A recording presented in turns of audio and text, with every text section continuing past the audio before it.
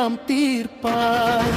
வேலெடுத்தாய் தீமை சாய்த்தாய், வீரத்தின் வடிவாய் உலகை காத்தாய். ஓம் சரவணபவ எனும் நாமம் உச்சரித்தால் விலகும் பாவம். கோழா கடம்பா கதிர்வேலா, கருணை மழை பொழியும் முருகவேலா, அன்பின் அடிவாய் அருளை தந்தாய். அருணகிரிநாதர் போற்றும் தேவா.